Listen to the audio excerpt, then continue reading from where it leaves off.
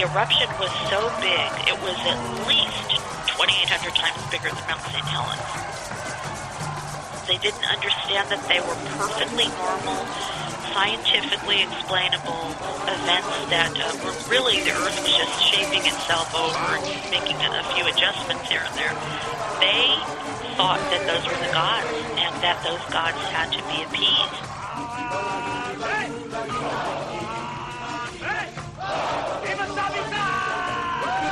Now that sort of stuff, that's not going on nowadays, though. I hope not. We can't focus on preventing them. What has to be focused on is surviving.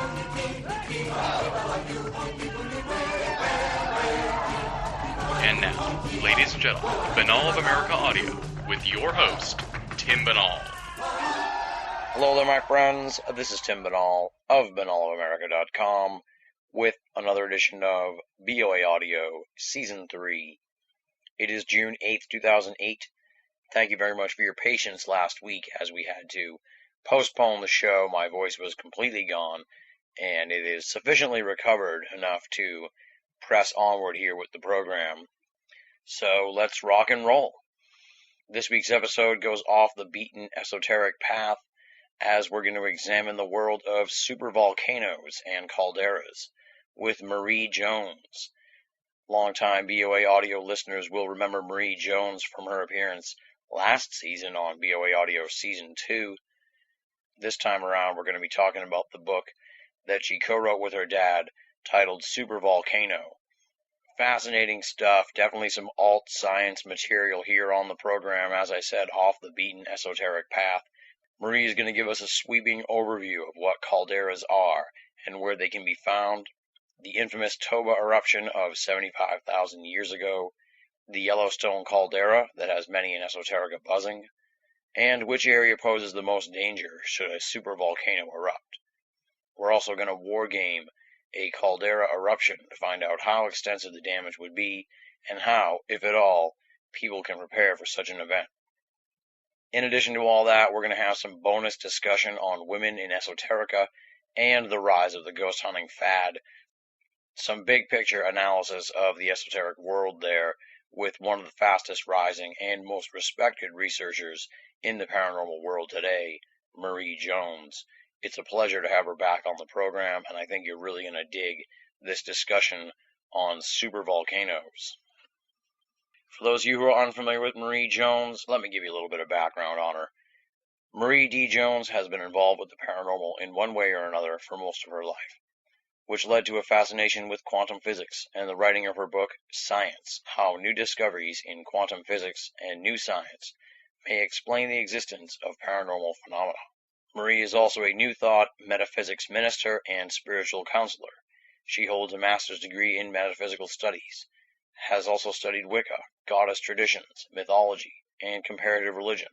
She worked as a field investigator for MUFON in Los Angeles and San Diego in the 1980s and 90s.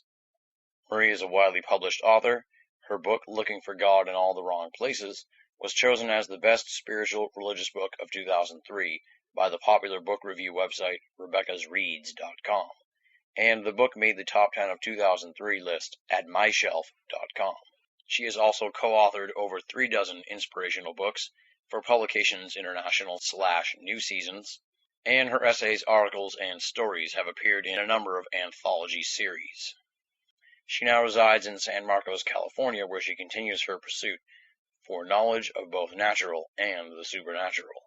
Her website is www.mariedjones.com, MARIEDJONES.com.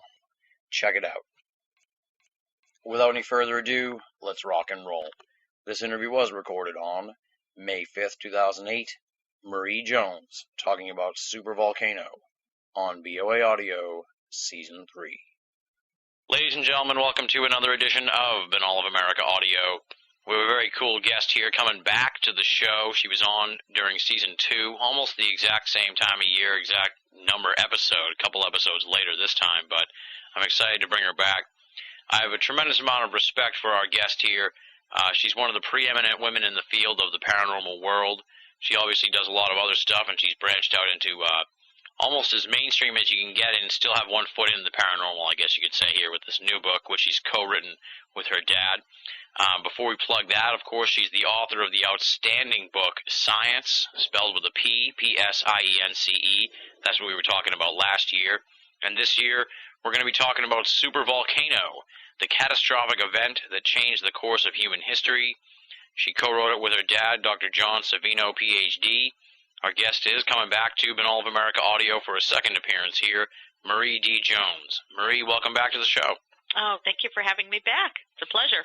Well, it's great to have you back. Like I said, I have a lot of respect for you. You're one of the preeminent women in the field, one of the preeminent researchers, to be honest with you, in the whole field. Thank you. And it's great to have you back. I like your grounded sense of reality and your hard science affinity when it comes to this kind of paranormal stuff, and we need more people like that and less people hooting and hollering. Oh, I totally agree. It is getting to be a little much to take. We'll talk about that later, though. Yeah, exactly. Well, before we start talking about supervolcano, let's bring folks up to speed on who Marie D. Jones is, of course. You can find out more on her at mariedjones.com. That's the website. But for folks who foolishly did not hear our last interview, why don't you give them a little bit of a bio background? Who are you and how did you get interested in all this stuff? Who am I? The eternal question. Well, I was born in the Northeast, and I've been writing since I was a little girl, and I've also been interested in the paranormal since I was, I think I came out of the womb looking for mysteries and trying to solve unknown mysteries. But I started out writing fiction and screenplays and reviews, and I moved into nonfiction fairly recently. And for some reason, I've been successful at it. I've written 4 books right now, just getting ready to sign for a 5th and 6th book. And the daughter of a scientist. My mom was a creative artist, so I got the best of both worlds growing up. And I'm a single mom, and I live in San Marcos, California. And there's a lot I left out, but I don't think people really need to know. Or they can email me, and I'll tell them the personal stuff. There you go. When we last left off, you were teasing us on supervolcano. It was just about to come out, and of course it came out, I think it came out in the fall time, right? It did, yeah. August. So what led you to look into the supervolcano story and the story of the calderas and Toba and, all that stuff, Yellowstone? What made you look into that? Well, it's whenever I write a book, it's because I hear about something, or I'm researching something, and I get so excited that I have to share it with everybody else. That's how I write books. Mm-hmm. And my dad and we had been approached by my publisher to do I had actually been approached to do a real hard science book. And I said, well, I'm not a scientist. I'm a writer, and I have a journalist background. And I said, why don't I bring my dad in on something? He's a geophysicist, and he's got a background in seismology, volcanology, and earthquakes are his specialty. But we didn't want to do just what are volcanoes. I mean, everybody has seen these documentaries about volcanoes. That's no big deal. And, my dad, I had actually seen a pseudo-documentary on the BBC called Supervolcano. I had no idea they even existed. And I mentioned it to my dad, and he started telling me the story of this one in particular called Toba that erupted in Sumatra in Indonesia about 74,000 years ago. And the story just blew me away. I thought, why has nobody written about this? Not only is this an amazing super eruption that literally changed our environment and our climate for years, but it has a genetic link that literally changed humanity itself, and we are still bearing the brunt of those changes. So that's really what got. And then when I was researching supervolcanoes, I thought, oh my God, these things are amazing. God forbid one ever goes, because we're all in big trouble. Yeah. Just from my memory of reading science and reading this book, I can tell you're a hardcore researcher, so you must have been just digging into all this stuff. I love research, and I can get really bogged down in just researching. And at some point, you do have a contract with a deadline, and so at some point you actually have to write the book. But yeah, I just, I had all these books on volcanoes and genetics and all kinds of stuff, and it was like, wow, Nobody knows what supervolcanoes are. This is amazing. One of the cool things, I guess, about the book is that you did write it with your dad, and we've seen a lot of, husband and wife pairings, but not too many father and daughter pairings writing a book in this genre and, in the paranormal field, even though this is sort of not even that paranormal. It's more hard science. But I call it, I call it parascience, maybe. There you go.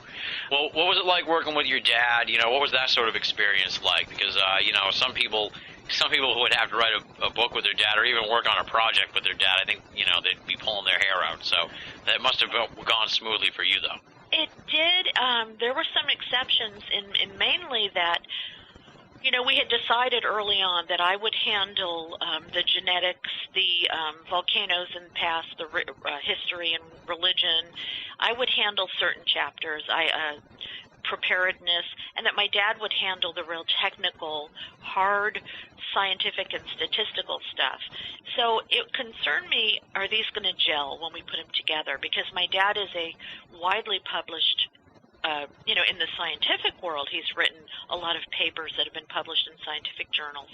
And it was really cool because he is a great writer. He's creative. He's funny.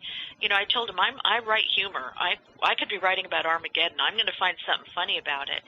And he managed to find some humor even in this, amazingly apocalyptic subject matter of supervolcanoes. The stress comes from just, having to go back and forth under a deadline and the pressure of, especially for my dad because he'd never done it before. And I think, he probably felt the pressure, but I think he liked it enough because he keeps asking me when we're going to write something else. And that's the first time I've written with a partner. I actually write screenplays. I have a screenwriting partner.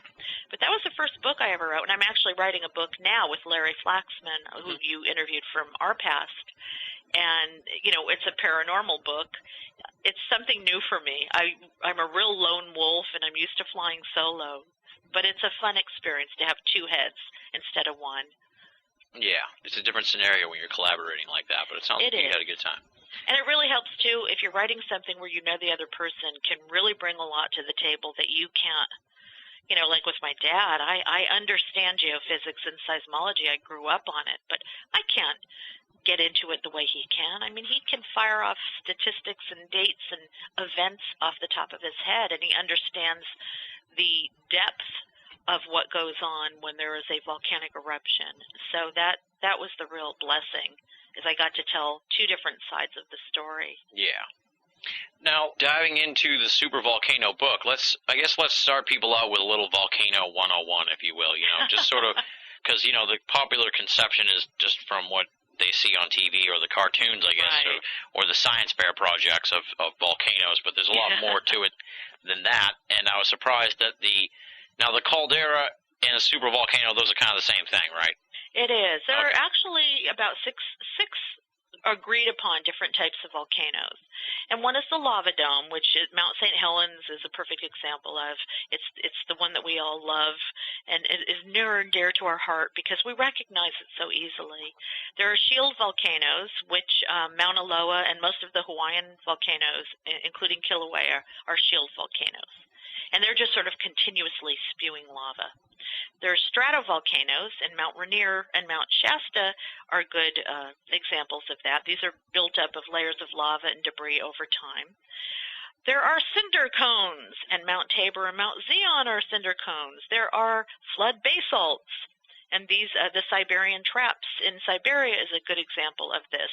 And then there are the calderas, and these are the big ones. These are actual large depressions that are created when the ground literally collapses or implodes because of magma pressure that builds up and is then escaping through vents throughout the caldera.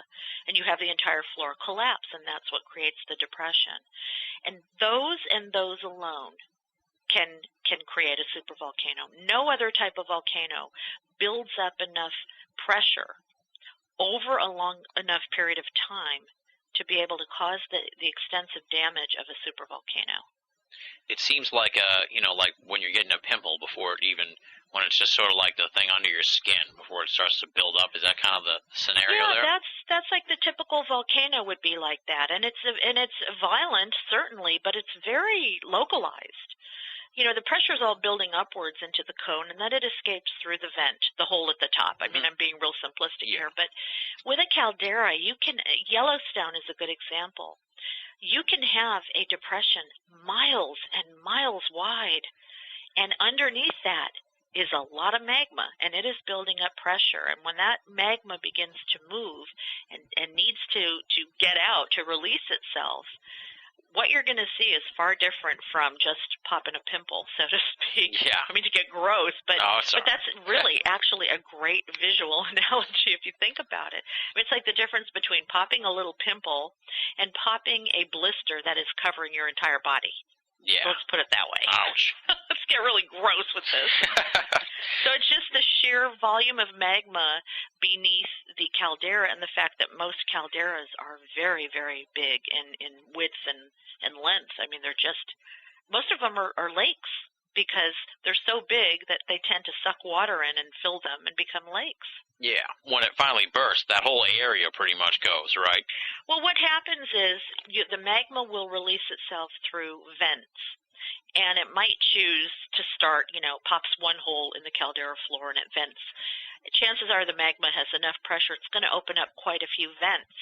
Well, at some point, you're going to compromise the rim of that whole caldera because you've got so much going on, so much rock is being blown away, that eventually the whole caldera floor will drop down. I mean, once the magma is gone, what's holding it up? It's like if you go into a parking garage and it's held up by 6 columns, and all 6 columns are taken out by cars that run into them, that parking structure is going to drop. Yeah. Because there's nothing there to hold it up anymore. That's pretty much what is happening when a caldera erupts. All right, sounds good or bad. I'm not sure yet. But and then the name supervolcano just sort of is attached to the caldera thing because that's like the highest magnitude of volcanic explosion there is, right? It is, and the term supervolcano is fairly recent. It was actually used a few decades ago in a working group study with the USGS in England, and that term actually was coined by a producer who knew what was going on and was discussing, what are these potential supervolcanoes. And before that, they were just known to be these devastating eruptions that caused miniature ice ages to occur and literally altered our climate for years at a time.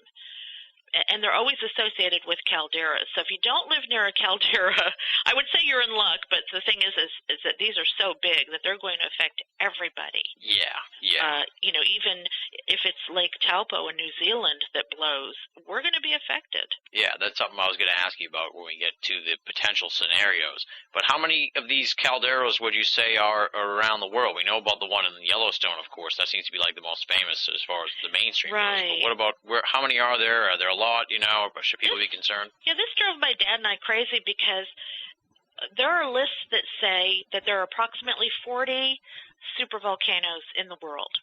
And we were able to find some lists that, told which of the biggest and most famous, but we couldn't figure out where they all were. And one of the reasons is there are actually supervolcanoes being discovered every year. There were just a couple discovered up in the Andes, I believe in Chile, or it might have been Peru. And what happens is they're so big. I mean, nobody knew Yellowstone was a caldera until somebody flew over it and looked down and said, wait a minute, this isn't just a big valley. So the associations between a big depression, a big caldera, and whether or not it's volcanic, I mean, that's been a long time coming, and we're still discovering them. But the biggest would be Toba, which erupted 74,000 years ago, Yellowstone, Long Valley, California, which is probably the deadliest, and we can talk about that later as to why, Lake Taupo, New Zealand, I hope I'm pronouncing this right, Campe Flegrei off the coast of Italy, La Garita in Colorado, which is the biggest that we know of in the last 28 million years, but thankfully is an extinct supervolcano. There's one in New Mexico, and the name right now escapes me. And Iceland, Russia, I mean, they're all over the place. Yeah. The ones that we're concerned about are the ones that are due. Lake Taupo, New Zealand, erupted 28,000 years ago. We're not worried about that. Toba, we're not really worried about. It takes a long time for that magma to reintroduce itself. But Yellowstone and Long Valley, California are two that are definitely thought to be ready to go at some point. Oh, boy.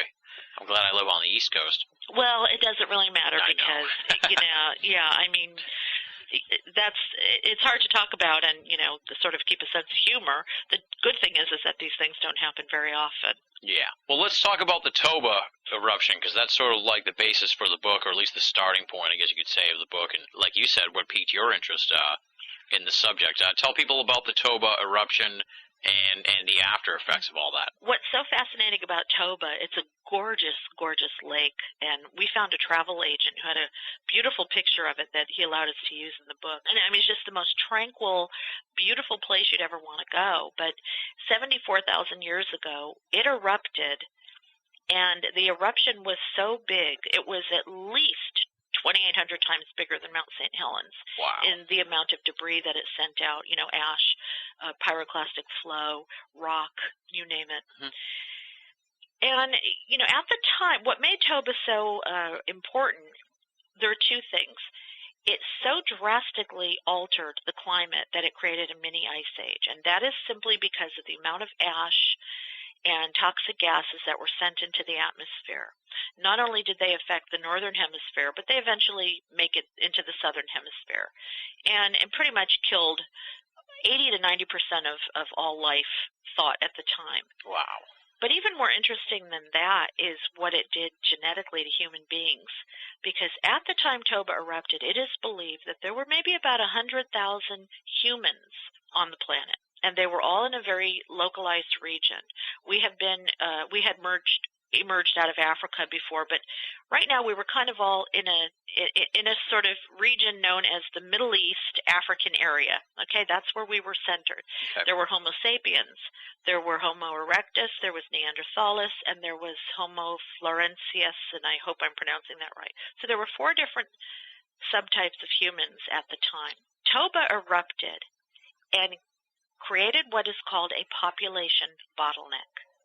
And what that means is that enough people were killed that it drastically altered the population down to maybe, the estimates are 2,000 to 8,000 individuals were left. Wow. And what happens when you have so few breeding individuals is that later on down the road, you start to see genetic anomalies that we are now, all this time later, able to look at. And there's a theory that was developed by a professor, Stanley Ambrose, at University of Illinois. He's an anthropologist, and he wanted to know if we're all out of Africa. We've all heard of the out of Africa theory. Yeah. About 100,000 years ago, approximately, we all migrated out of Africa, blah, blah, blah. Well, his question was, if we're all out of Africa, why don't we all look African? If our DNA is all so incredibly identical, I mean, it's just so similar, why do we all look so different now? And when he found out about Toba, he was actually listening to a lecture by, I believe, Stephen Self and Michael Rampino, 2 seismologists. And when he heard that, he put 2 and 2 together and realized that Toba, the eruption of Toba, could have been the trigger for this population bottleneck that literally genetically altered us forever. And it perfectly explains why our genetic variation is so low, meaning that our DNA is so similar, yet our differentiation is so high. Yeah, that's what I was wondering about, actually. I was a little confused about that. I don't understand the differentiation part. If we all have the same genetics, why are the people so different? Exactly, and even though this theory, it's called the Toba catastrophe theory, and it's being very widely accepted because there's a lot of genetic research with mitochondrial DNA, which is the matrilineal line, but also with the patrilineal line of DNA that is backing this up. Still have some people that are insisting, no, it had nothing to do with it, just, a coincidence. But it's a theory that really has gained a ton of acceptance because it so perfectly explains why our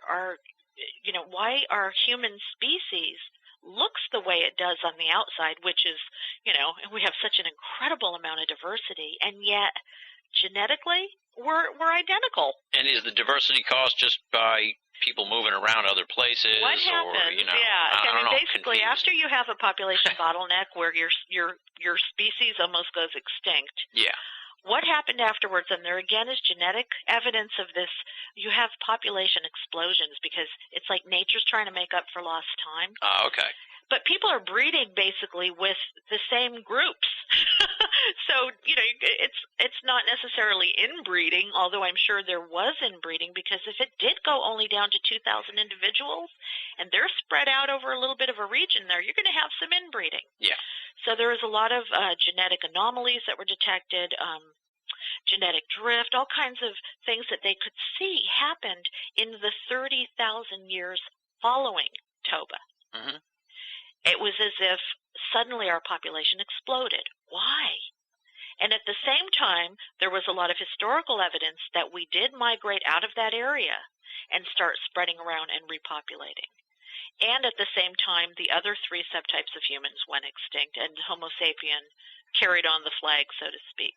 So you've got all this stuff that just fits in perfectly with this super eruption and the 6-year ice age that it caused, which was also responsible for killing off a lot of those people. And not only that, but there are population bottlenecks that occurred at the same time in other species, certain types of chimpanzees, other animals where geneticists were able to see, hey, something definitely happened at this point in time.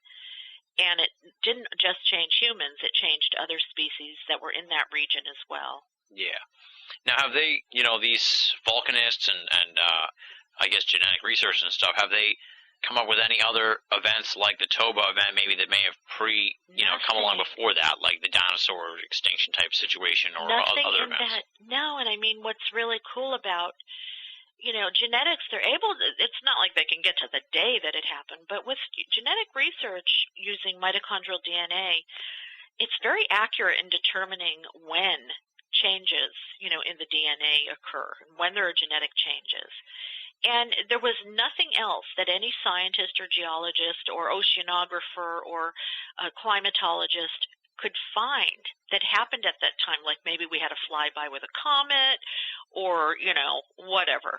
Nobody could come up with any other event other than Toba, and nobody could come up with anything big enough to do what Toba could do. It just fit it was just the perfect explanation. But what I mean by that is, like, prior to Toba, has this sort of thing happened before? Like, are we going through a cyclical type situation with these bottlenecks and stuff? I mean, it is now pretty much widely accepted that the extinction of the dinosaurs had a lot to do with supervolcanic activity.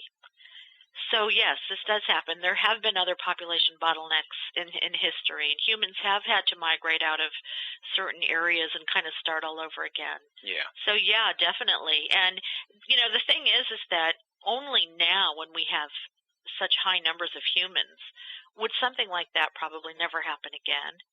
But you're talking about a time when there were so few bodies walking the planet that if something bad happened, we were at a delicate enough point in our evolution that it could have extincted us easily. Yeah. Well, we lucked out, I guess. We did, and yeah, a lot of it is because people at that time knew how to live close to the earth. And there were enough, apparently the idea is that there were people that were in caves at the time, or they were in more tropical areas where maybe the ash fall did not affect them as much because of the tree. I mean, there's all kinds of theories as to why certain pockets survived, but they did, because if they didn't, you and I wouldn't be talking. Yeah. Sort of like the idea of, I don't know if it was an urban legend or not, but when the bomb went off in Hiroshima, someone standing behind a pole or something, and they made it out okay. Yeah, you just don't know. I mean, certain people have more resilience than others. And then one part, now I'm not sure if this is one of the things that you investigated for the book, but I have a sinking suspicion it might be, but that's the cellular memory part. Yeah, and the reason why that actually intrigued my dad and I, because I had read about that. And the funny thing is there's news stories coming out now that I wish we would have had for the book when we were writing it. Yeah, it seems like the cellular memory stuff's getting even more popular lately in the last few weeks with these stories of, transplants from suicide victims causing suicides and stuff like that.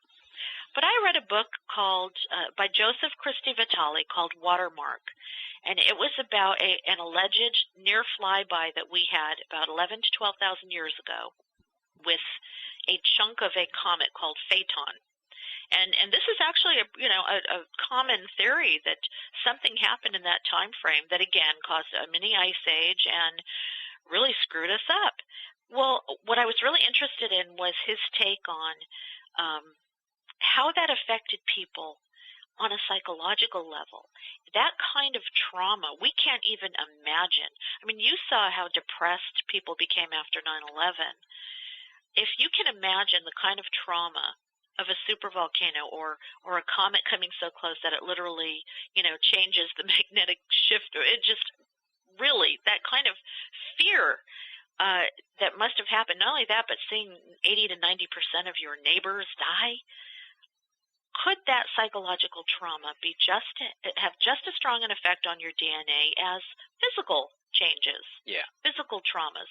And there's a lot of evidence that states that yes, that we carry with us emotional memory just as we do information as to what color hair we should have, how tall we should be, that our DNA is more than just about how we look. It also carries information about our physical makeup, or our psychological makeup, I should say.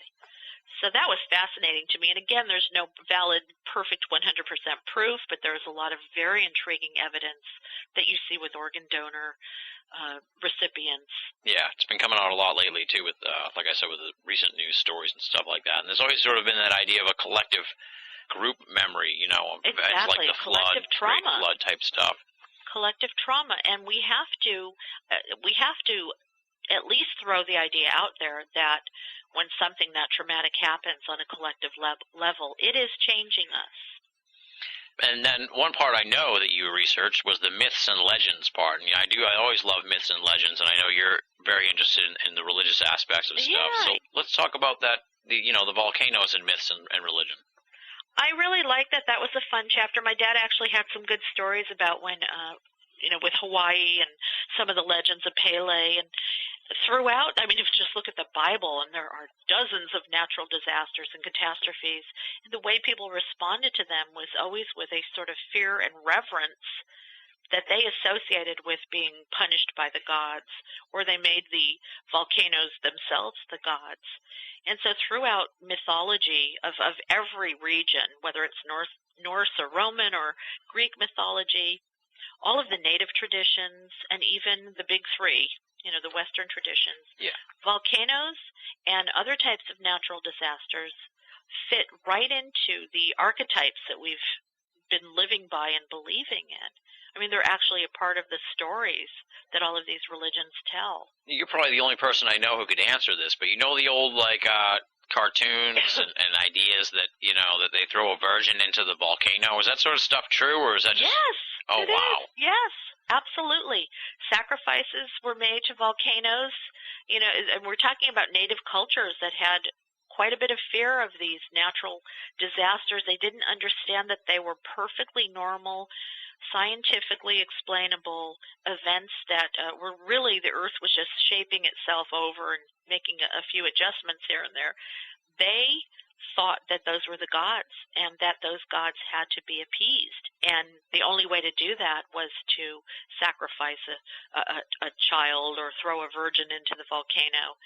And interestingly, the Mayans, who everyone thinks were so advanced, and they certainly did have an advanced civilization, they believed in sacrifice too, to try to appease the gods. Huh. Now that sort of stuff, that's not going on nowadays, though. I hope not. I love those movies on the Sci-Fi Channel, where the plane crashes and the crew gets out and they're stuck in the jungle, and it's some ancient tribal cult that's still sacrificed. It could be going on out there. We have indigenous tribes that nobody's ever really spent much time with. Yeah, I'm thinking of that. I know cannibalism is still around. Oh, boy. Well, I'm thinking of that Tom Hanks movie there, Joe versus the Volcano. Oh, yeah.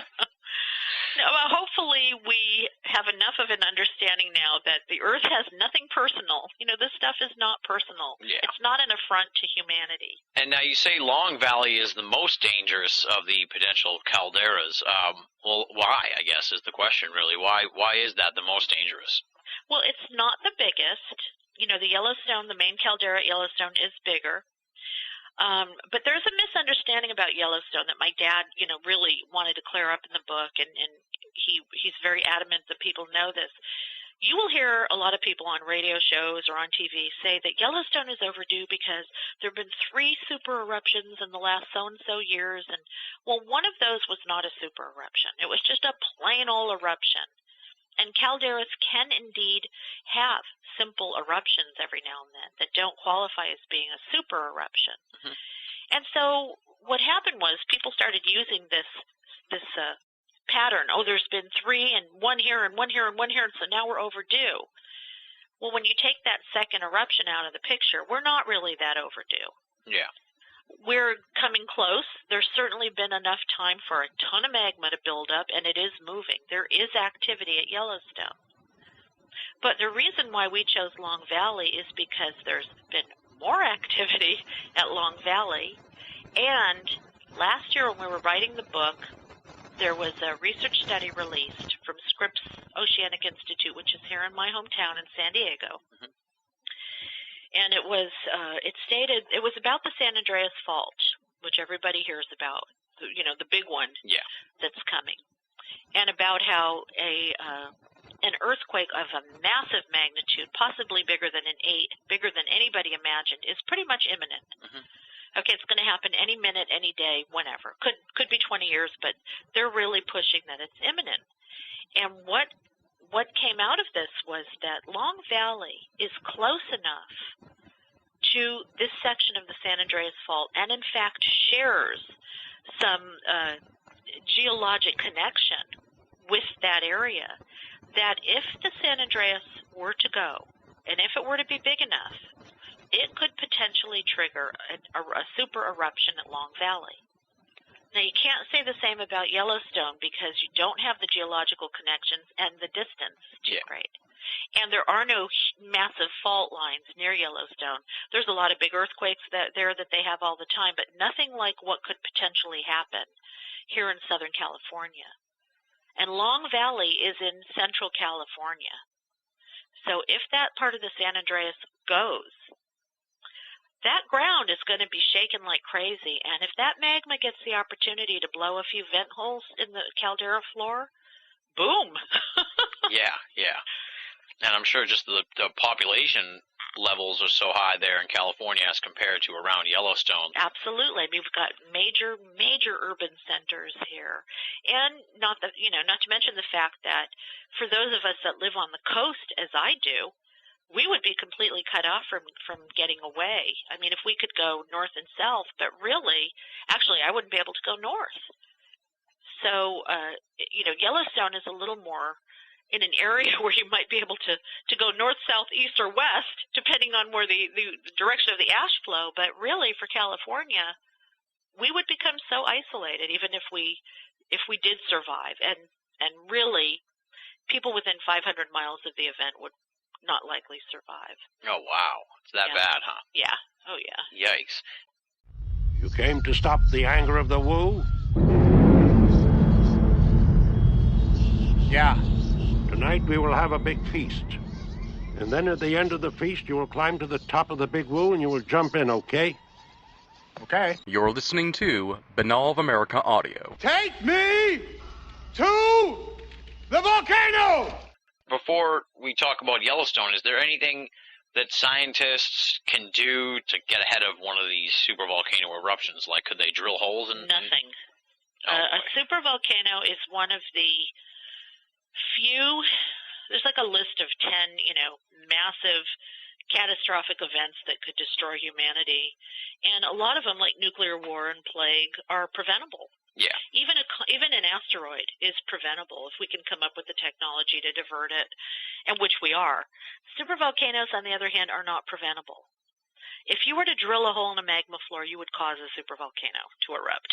So you don't want to do that. Lucky I'm not in charge of this, though. Right. So really, we can't focus on preventing them. has to be focused on is surviving. What do we do afterwards? Because it's not just the event. It's not just the 2-3 weeks that caldera is going to be spewing ash and exploding, because that's how long supervolcanoes can last. I mean, we're not talking about a 1-day, 1-hour event. We're talking about over days, sometimes weeks, of constant eruption until the floor collapses in the final big burst.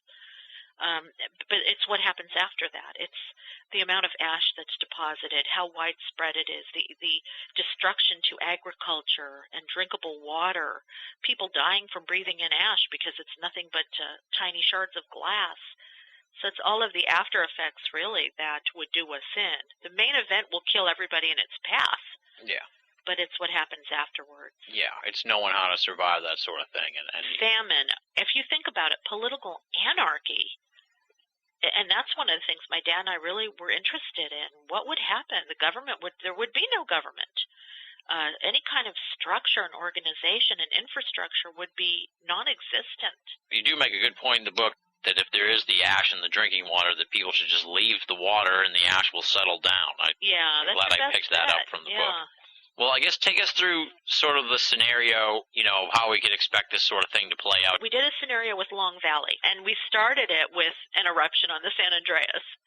So we got that in there. And basically, to keep it short so people can get the visual gist of it, you would have a massive earthquake on the southern San Andreas, and that would trigger a series of earthquakes around the Long Valley caldera. And over time, they would build to the point where there was just so much stress that you then began to have the vents opening. And magma, you'll have signs and signals of something big coming.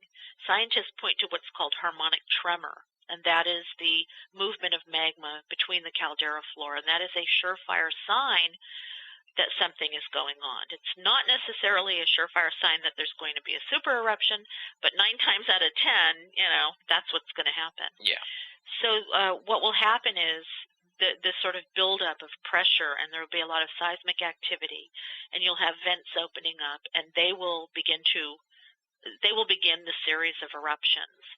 And you'll have everything and anything spewing out of those vents, and eventually, over days or weeks, the caldera rim will become so compromised and weak because of all of those vents blowing holes through the floor. And all of the magma will be released from the chamber, that you then have the final collapse of the caldera floor. And that pretty much ends the event itself. But now you've got all of that ash, hitting the jet stream and traveling all across the northern hemisphere, blacking out the sky for days, weeks, months, causing a mini ice age that could go on for years. In the case of Toba, it's estimated it lasted at least 6 years. Eventually, that ash goes into the southern hemisphere and begins to do damage there to agriculture, to drinkable water, food sources. In America, we have the grain belt here. That would be destroyed. Travel routes would be shut down. There would be no importing of product. There would be no exporting of product. Governments would just pretty much be non-functioning or functioning at an extremely low emergency level. You would have people rioting, trying to find shelter, emergency care, food, water. You think you can pretty much imagine how that would play out. And the event itself would have been over a long time ago.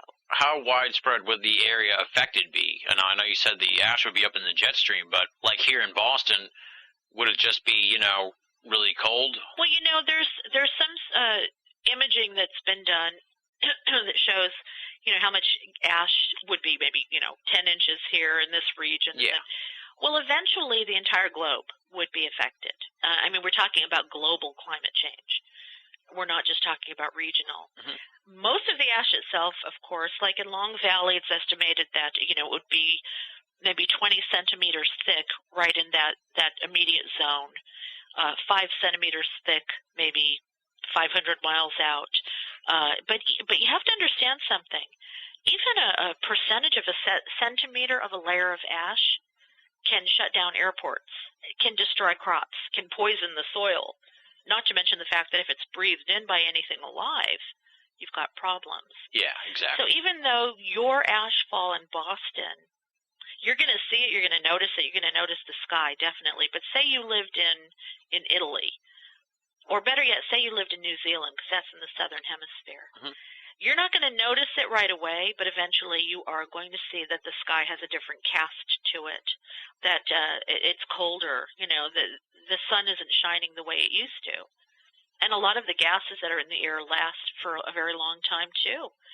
The sulfuric acid that's released causes the UVB rays to get to us in a way that they normally don't, because it causes damage to the ozone layer. So you're going to see skyrocketing increases in skin cancer. So, yeah, you're better off in Boston than me in San Diego. But ultimately, when 6 months pass and you don't have a job because the economy has just been crippled, there's no Wall Street, food is like so short that people are killing each other over it. That's where you're going to see the most after effects. Almost like a Katrina situation on a national scale. Well, on a global. Because, again, we're so locked into what we import and export, and countries depend on us for grain, and we depend on China for everything. Yeah. So if cargo routes are shut down, if air travel is shut down for weeks because of the ash in the air, which can shut down a plane engine, everybody's going to go into the grocery store and see very little on those shelves. I mean, there's just going to be so many different things that people are going to have to deal with that they've never had to deal with before. Yeah, kind of like what happened with New Zealand in this scenario. It's also a situation where if a caldera were to blow in, Asia or something, we'd still be pretty badly affected by it, even though we would. Yeah, maybe. Ash. Yeah, I mean, if New Zealand, obviously the southern hemisphere will get the brunt, but because of the jet streams and the air circulation routes, eventually it does make it into the other hemisphere. And with the super volcanoes in question, we're talking Long Valley and Yellowstone, those are both in the northern hemisphere. And most commerce, most of the population, the urban centers, they're in the northern hemisphere. So it would just be, and the most powerful governments are in the northern hemisphere. Yeah. So that would cause a lot of problems that I don't even think we can imagine. I do know that there are plans being discussed as to what would happen and how it would be handled. But, we don't have anything to reference, because all we've had to deal with are things like 9/11 and Katrina, which, though tragic, could be considered regional. Yeah, and poorly handled by the government. Oh, gosh. I mean, I was just going to say, look how they handled Katrina. You think they're going to handle what was just described? Yeah. I don't know. Yeah, it's a bad scene. Is there a timetable on this sort of thing, or is it sort of like from now to 100 years from now it could happen? I mean, nature is on her own timetable. I mean, even with the San Andreas, I've lived in L.A. and San Diego. I've lived in Southern California for a long time, and I cannot tell you how many times they've warned us, that there's activity and, it's going to blow, go get your 3 days worth of water. And then 5 more years go by. There's no way to know except by watching the signs. Is there increased activity around the area? Is the magma really moving? What's going on? And we've got monitoring systems that are working on this 24/7, so it's not like we won't have any warning. But we still don't know when that actual moment would occur where the Earth just says, that's it. I'm blowing this magma out of here. Yeah. And it's the same way with earthquakes. I mean, who knew that Reno was going to be going, and Indiana? I mean, we just don't know. Yeah. And like you point out, even no matter how prepared we are, we still have to deal with the after effects of that situation. Yes, absolutely. Absolutely. What can people do to prepare themselves for that sort of thing? Is there even much you can do other than the basic sort of, emergency supply type situation? I think, with supervolcanoes, probably the best thing is the basics and then some. Because they always tell you with the basics, have 3 days worth or 72 hours worth of water. Well, that ain't going to cut it when you're not going to be able to get food and fresh water for possibly weeks. Yeah. Maybe even months. The thing is that you have to kind of balance the possibility of that happening with other concerns. not everybody can afford to go out and stock up 6 months worth of fresh water and dried food and have a dome shelter that they can live in to stay out of the ash. So certainly I think people everywhere should always have emergency kits, because look what's happening. I mean, we've got tornadoes and all kinds of stuff going on and going into areas that they never had before. But you cannot prepare for something like that unless you live out in the boonies and you have your own food and water supply and, again, some type of shelter. And so what is more important, to focus on that or to try to pay your bills and keep your house? Yeah, it's tough. You know? Yeah. Like you said, you have to balance that. Otherwise, you're the kook in the and building his own bomb shelter or something. You know, we could get hit by an asteroid before then, or have somebody go nuts and have a nuclear war. It's good to know that supervolcanoes exist, especially if you live near one. But I do not think anybody should be wasting their time, stressing over what's going to happen, because it could be another 100,000 years before any one of them erupts. Yeah. And it could be tomorrow. And you know what? If it's tomorrow, there's nothing you can do. Yeah. It's like that old, if it's your time to go, it's your time to go, I guess. Yeah, you just do your best. Well, where can people pick up Supervolcano? I have other questions for you about other stuff, but we're kind of wrapping up the Supervolcano discussion. Supervolcano, I mean, online, it's in every brick-and-mortar bookstore, anywhere books are sold. Nice, and look for it in the science section, because that's what it says on the back of the book. Yeah, actually, I found one yesterday in the nature section of Barnes & Noble. So, yeah, science, nature.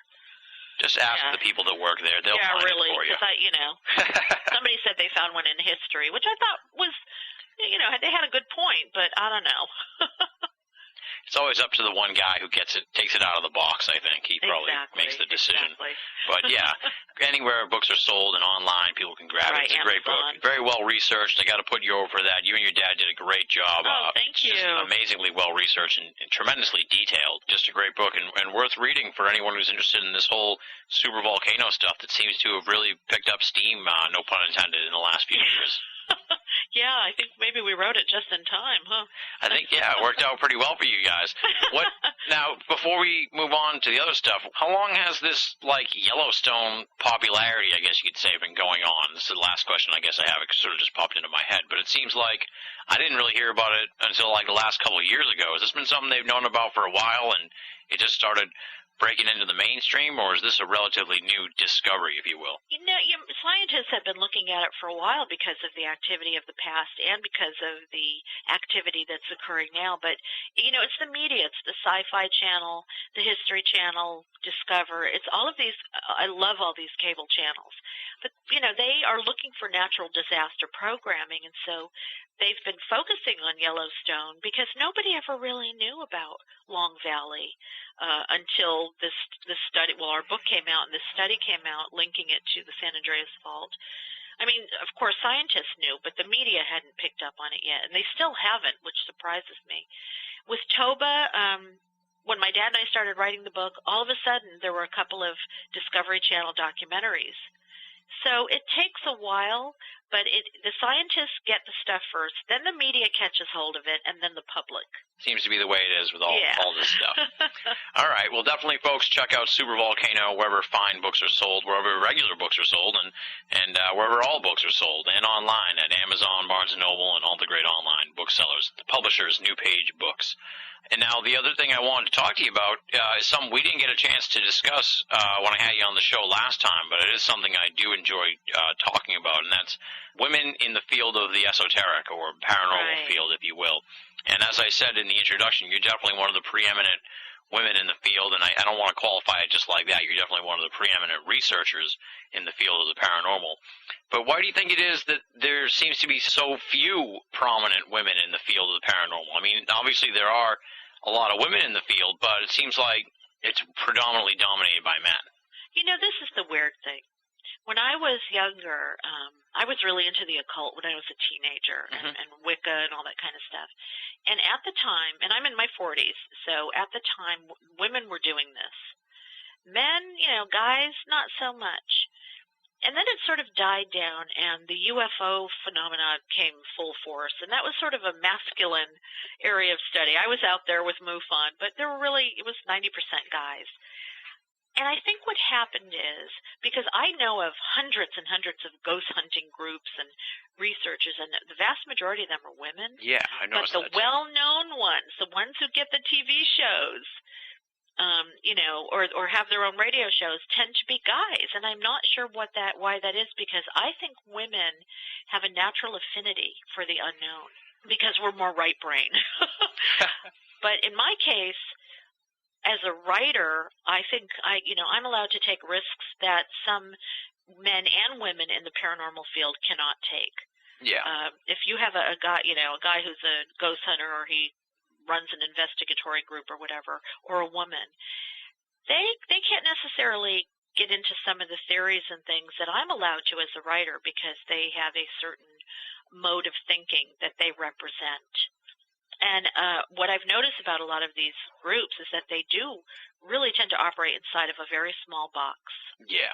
And it's only the writers, or the ones that choose to write, that are able to take the risks and start talking about quote-unquote other things. And, I've never had a problem doing that. And with science, I knew that there were people writing books like that, like Dean Radin, but they were scientists. Nobody in the paranormal was talking about quantum physics that I knew of. And I thought, well, I'm in the field, but I'm also on the outside. Yeah, that's the best place to be. That's what gave me the advantage. I can go off and write a book about a frog infestation, and go right back next year and write another paranormal book. I'm allowed to do that. But if you're a paranormal investigator, you really are living in a very small box, and sometimes it's hard to break out of it. Yeah. Now, you think that's an effect of the field itself, or yes. just okay? Well, I really am. I get a little sick with all these quote unquote ghost hunting shows on TV, because my partner on my next book runs an organization. He'll kill me if I call him a ghost hunter, but that's really not what he is. He's a very scientific person. And he has told me time and time again, and I know he told you when you interviewed him, they have, 7-8 hours of doing nothing. Yeah. And things don't always happen. And on a vast majority of investigations, nothing happens. But the media has picked up on it and made it look like such a glamorous thing. Now you're being inundated with people who are calling themselves researchers and investigators. And it's tainting the field. It's a real challenge for the groups that are more science-oriented. And I think for women in general, you may be interested in science, but nobody's going to listen to you because you are a woman who's interested in science. That's very difficult. Yeah. I broke out of that because, I wrote a book. I mean, I really think that's probably the only thing that got me above the fray, so to speak, is that I just decided to sit down and write a book. Now, I know you were involved in, like you said, you were involved with MUFON in the 80s and 90s and stuff like that. It seems like women in ufology is an even more scarce situation, and the prominent women who are in ufology, they seem to be the victims of a lot of, they seem to be more scrutinized than the men. You're being nice. Yeah. Well, either they're attacked all the time for their ideas, or they're relegated to niche areas of research, like maybe just the abduction scenarios or whatever. Mm-hmm.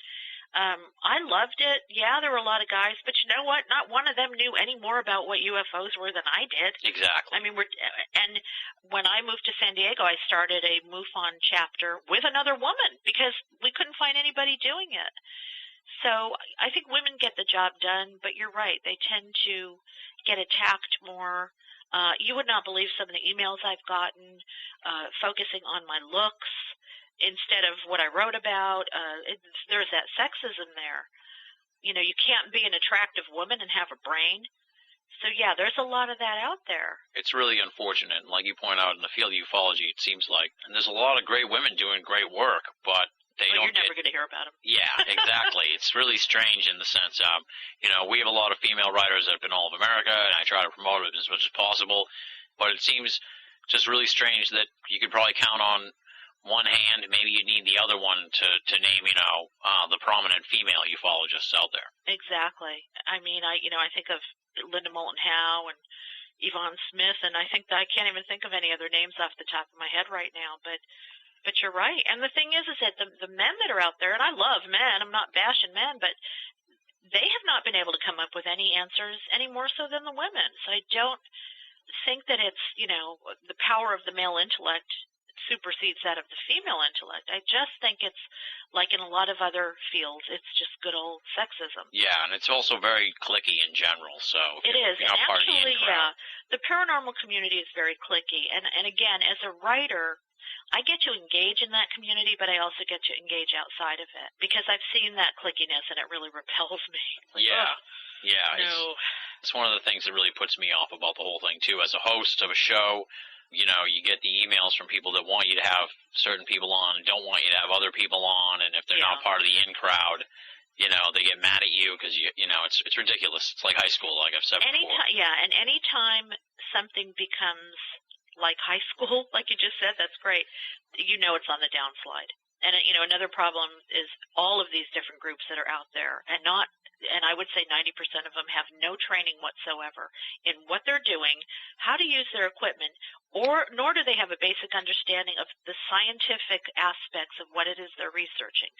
They're just out there trying to be the ghost chasers, and it's really hurting the field. It's unfortunate. This big fad of ghost hunting is when the bottom falls out on that, when the bubble bursts, it's going to be ugly, I think. You know what? But I'll be thrilled. Oh yeah. So, well, as an observer of it all, I will too. You're right there with me, and I'm just waiting for the bubble to burst because that's when real dialogue will begin, and that's when the few people that really were in there to try to understand the phenomena will continue on, and the rest will go off to the next fad. Who knows what it'll be?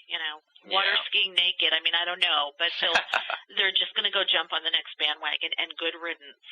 The sooner the better, in my opinion, because this ghost hunting thing, I'm hoping, it seems like it's kind of starting to peter out a little bit just from oversaturation. It is. That's what I'm hearing from a lot of the people that I do respect out there, that it's just reached the tipping point. And if you go on MySpace and look at all there's like 800 groups it's in ridiculous. each state. Yeah.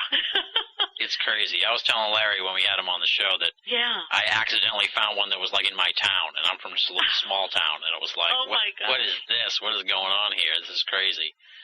There's like maybe one haunted place in my whole town. Exactly. I don't even know. And that's why I chose to work with Larry, because he and I hit it off. We have the same ideas about how things should be done, and his group has managed to rise above that, and that is difficult because it's more glamorous to just sort of pretend you're, the ghost hunter guys running around and being on camera and having groupies. But Larry is very much into the research. What is going on here? Forget the cameras. And if you're in this whole thing for groupies, forget it. That's money and groupies is the last thing you're going to get. Money, forget it. Oh, boy. But I love the paranormal field. I've grown up with it. It fascinates me. And as a writer, I get to dabble in it whenever I feel like it. And then when I'm not feeling like it, I can go off and write a book about volcanoes. Exactly, yeah. That's the good thing about you as a researcher and as a writer that I have a lot of respect for, and same sort of mindset that I've been preaching a lot in the last few months here, is you can live in the world of the paranormal, but don't live it. Exactly. When you walk away, really walk away. Don't spend your whole life involved in this thing. Exactly. It's like living with blinders on. Exactly. There's so much more of the world out there to enjoy than just the paranormal. Well, and ironically, every other field of science that I've studied, and I love science, from marine biology to genetics, you will find information that can apply to your paranormal research. If you don't have that well-rounded education, you should not be doing paranormal research. Exactly. But, try telling that to them. Oh, please, yeah. Now, you got another book coming out soon, real soon, actually, because this interview will be posted late May, early June, so it'll be right around the corner now, and that's 2013. Yes. Talk a little bit about that. It's coming out in July. It's from New Page, right? New Page Books, 2013, The End of Days or New Beginning, Envisioning the World After the Events of 2012. I am the queen of long subtitles. I've been fascinated with the mythology of 2012. Not just the Mayan calendar mythology that everybody knows about, but the Judeo-Christian concept of Armageddon, and all of this is the idea that we're going to reach technological singularity. And I just wanted to put a book together that pretty much covered every flippin' thing you could think of that has to do with 2012. And in the research came across a million other things, including medical breakthroughs, quantum computing, information technology, all this stuff that is much more realistic in terms of what we might be facing in the next 4 years. Yeah. Bionics and genetics, longevity research. So the book is sort of half about the Mayan calendar and the idea of an end time and a new transformation of consciousness. And then, most of it is really about things like geopolitical shifts to the east. Are we going to reach peak oil? What's going to happen with the shortage of drinkable water? All these things that we are going to have to face in the next 4 years. We've got emerging diseases like crazy, and nobody's talking about it. So it's kind of like 2 books in one. And then at the end of the book, I had a lot of amazing people contribute essays as to their vision of the world after 2012. And we got everybody from Whitley Strieber did my foreword. We got Daniel Pinchbeck, Dr. Bob Hieronymus, Edgar Mitchell, this amazing collection of essays in the end that will fascinate people. Nick Redford contributed one. Nice. Yeah, it's amazing to see the diverse opinions of what people think will happen or not happen. It's good that you're putting together a thoughtful book on 2012 because it seems like we're talking about the ghost thing. It seems like this thing's only going to get bigger and crazier as we get closer to 2012. It is, and there's a lot of kooks out there promoting a lot of really strange ideas. And again, I can't say for sure nothing strange is going to happen, but to me, what was more fascinating is what we can pretty much expect will happen. Yeah. Based on, what's happening now. Exactly. And also you have another book here coming out, and also in the numerical theme, yes. 1111, and you're going to be co-authoring that with Larry, as you were saying. Larry. That's our first book, yeah. We're going to be doing a lot of books together. And this is about, 1111 is a time prompt that a lot of people report waking up to or seeing all the time. Mm-hmm. And it was actually my publisher's idea to look into it. He said, see if there's something to this.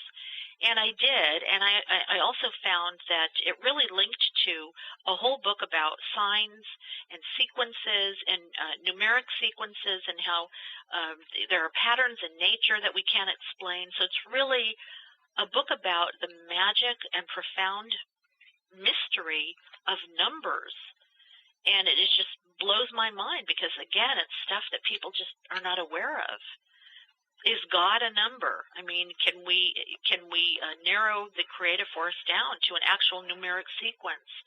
And Larry was excited about it, so I asked him if he wanted to do it together as our first book, and he said yes. So awesome. It should be really interesting. When can we expect 1111 to show up? November 11th, maybe? Yeah, I wish. Nah, unfortunately, February of 2009. Okay. They should have done that. That would have been clever. So 2-9 then. Yep. Awesome. So that'll be in February 2009. I have a feeling we'll have you back for season 4. I hope especially so. with these 2 books coming out. Probably around the same time of year. So you're becoming our springtime tradition, I think. Hey, I can have the springtime slot. Yes, definitely. There you go. Well, like I said, Maria, I have just a world of respect for you. I really appreciate your serious-minded research into all things paranormal and not so paranormal, like here with Super Volcano. I've been trying to get you on the show for a while, but we finally got our schedule synced up here. We're 2 busy people, aren't we? I know, but luckily it worked out pretty well. Yes, and it's always a pleasure. Like I said, and I mean it, I'm not just, kissing your butt here. You're definitely one of the... Well, thank you. Definitely one of the preeminent researchers in the field, and we need more grounded, realistic people like you in the world of the paranormal, and less, people that fly off the handle at seeing a light in the sky. So good to me. the more Marie D. Jones we have in the paranormal world, the better. That's what I say. So thanks again for coming back on the show. Oh, thank you so much. That does it for this week's edition of BOA Audio Season 3. Big, super huge thanks to Marie Jones for coming back on the show. You can find out more on Marie Jones at her website, www.mariedjones.com, MarieDJones.com. Check it out. Moving right along, it's time for BOA Audio listener feedback. And this week's letter comes from Rob G. Under the subject line, make a great site better, which is always a nice way to get my attention. The body of the email says, I appreciate your audiophile interviews. I think it would be even better if you included links to the websites your guests promote, and if you included their pictures next to the summary. Keep up the great work, Rob G. Well, there you go. Thanks for writing in, Rob G. I appreciate the feedback. For starters, regarding the pictures of the guests, we used to do that when we first started out during Season 1, but somewhere along the line, in the crush of the deadlines and trying to get the program out on time, it sort of fell between the cracks, if you will, and we stopped doing the pictures of the guests. That's more of a time issue, and just sometimes you just can't find a picture of a guest, so it throws off the whole thing. So after a while, instead of having pictures for some and not for others, we sort of just decided to go with no pictures at all. Regarding the website links, now if you go to the summaries of every interview, the first time the guest is mentioned in the recap, their name is a hard link. It should be a different color, and it'll stand out from the rest of the summary text. That is the link to the guest's website. And of course, we always include links to the guest's website in the bios on the summary page. But I can see what he's talking about. He wants maybe the links and the pictures included in the summary. Something definitely to consider. I've been already sort of putting thought into how we're going to format the Season 4 pages, and maybe we'll bring back pictures for that. I'm not sure, but I'll definitely keep it in mind. Ironically enough, I should also mention that we have gone back and remastered all of the pages for BOA Audio Season 1. Now, if you go back, the pages are pretty much uniform in font size and layout, and included the full show MP3 download link, which wasn't around back when we did Season 1, but I know it's a very popular option for people who want to download the episodes, so we went back and added in the full show MP3 link for all of the Season 1 episodes. So there you have it. Thanks to Rob G for writing in. Of course, there are the 3 great methods to get in touch with me if you want to be a part of listener feedback. Either the email address boaaudio@hotmail.com, or the contact button on banalofamerica.com, or finally join up at the usof.com, the official Banal of America forum, theusofe.com. Check it out. Lots of great folks at the USOV, always something cooking on the forum. Any of those methods, the website, the email, forum, can get your correspondence into my hands, and then eventually have it make its way to this portion of the program that we call BOA Audio Listener Feedback. Up next, it is the thanks, where we heap praise and kudos onto the outstanding BOA staff. Let me run down the list. Leslie, Chiron, R. Lee, Joe V., Tina Senna, Rochelle Hawks, and Richard Thomas from Wales. They are the top-notch BOA staff, fresh, enlightening reading material, Monday through Friday. We would be a shell of what we are today without their support and insight, so I thank them once again this week for their contributions to the BOA machine. I say it week in and week out, but it's the truth, my friends. If you're only listening to BOA Audio and you're not reading the columns at Banal of America, you're only getting half the story. BOA, make it a part of your everyday search for esoteric news and opinion. Now comes the part of the show where we ask for your donations. Pretty simple. A program like this costs quite a pretty penny for me. Lengthy long-distance phone calls, a number of them international calls to all over the world. And every call runs at least over an hour. That stuff costs money. The bills, of course, get sent to me and get paid for by me with help from supportive BOA listeners who make donations. How do you make a donation? How do you help support the site? Simple. You go to Banal of America, click the PayPal button. That'll take you to PayPal, and they'll walk you through the donation process. No donation is too small, and all donations go towards keeping BOA and BOA Audio up and running for all of our great readers and listeners the world over. Heading towards the close now, just one last thing to do here, and that's preview next week's program. We are fortunate enough to be bringing in a bona fide A-list name in the world of esoterica today. He's one of the stars of the History Channel's UFO Hunters, noted author and publisher of UFO Magazine, the illustrious Mr. Bill Burns, will be joining BOA Audio for the first installment of a marathon conversation. We talked for close to 3 hours a couple weeks ago. We're going to be breaking it up in half, so next week will be part 1 with Bill Burns. Great conversation. I had a lot of fun talking to Bill and really just let him run wild with a lot of his answers. In part 1, we're going to have an extended bio background where Bill's going to take us through his evolution in the world of esoterica, how he discovered the Philip Corso story, how he ended up at the helm of UFO magazine, how UFO hunters came about, with lots of side roads explored in between. It's really fascinating and some great insight into the behind-the-scenes world of esoterica. Plus, we're going to talk about UFO hunters in the first half, how Bill feels about being the center of the advertising campaign, how much network input he gets, and how he answers the critics who say that UFO hunters is not real ufology. We're going to deal with all that in part 1 with Bill Burns of UFO Hunters. And on that note, we have nothing left to say, so I'm going to wrap it up here. Thank you for your patience last week with the voice situation. Luckily, it seems to have passed. We'll be coming at you for the next 6 weeks at least here with more Banal of America audio. Until next time, thank you so much for listening, folks. This is Tim Banal, signing off.